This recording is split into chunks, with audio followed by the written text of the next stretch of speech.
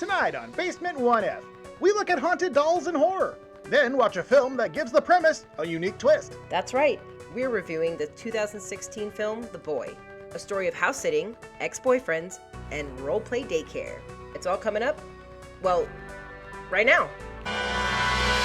Welcome, dwellers, to Basement 1F, where we store the suspense right next to the water heater. I'm Mitch. And I'm Scary Sallie.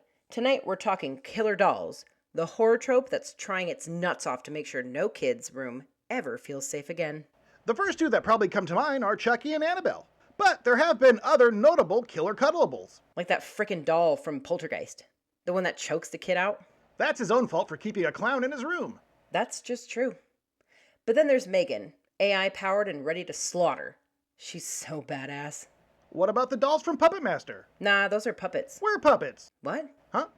But this all brings us to our review today of The Boy. And oh boy, this was an odd one. Well, to start, it's PG-13, so my eyes are already rolling going into this one. Though that typically means no good gore and only one use of the word fuck.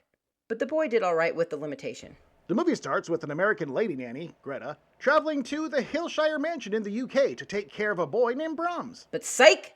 Brahms is actually a life-size porcelain doll. Turns out the couple have been keeping this doll as a surrogate for the real Brahms, who died in a fire when he was the same age as the doll looks. And the parents have a crazy list of rules regarding the doll, like how and when to feed him, and to treat him as if he were a real boy. I love the awkwardness when Greta realizes she's watching a doll. And this is our son, Brahms. It's like seeing your friend's really ugly baby for the first time.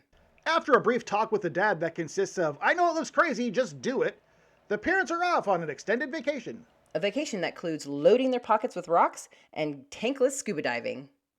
For a while. So Greta's stuck in this big, creepy mansion with the doll and a list of activities to do with the thing. At first, she's like any other sane person and completely ignores the rules, throwing a blanket over the doll and ignoring it and doing her own thing. Yeah, but pretty soon, weird starts to happen, and Greta starts questioning her life choices. Crap moves around when she's not looking, footsteps in the hall, and all the classic spooky house vibes. Needless to say, it shakes Greta up. And instead of leaving, she decides, hey, maybe I'll give the creepy doll a chance. Suddenly, she's playing by the rules, feeding Brahms, tucking him into bed, and treating him like a real kid. Now comes Greta's abusive stalker of an ex-boyfriend, pulling the she's my property horse shit. But then he finds Brahms, and like a fucking idiot, he breaks the doll. And that's where The Boy becomes a film worth talking about. Is the doll possessed? Nope. Turns out the real Brahms is alive and lives in the walls of the house, wearing a doll mask to cover the burns from the fire that supposedly killed him. Now the actual Brahms is pissed and takes out Greta's boyfriend in short order, making him kind of the hero of the movie. But now, Brahms has been watching Greta and kinda wants her to still take care of him. She plays along, but when she finds her moment, she fucking shanks him with a screwdriver. Greta gets away, and we get the feeling that the killer might be dead. Until the inevitable sequel. Was the killer adult Brahms in that sequel? Nope.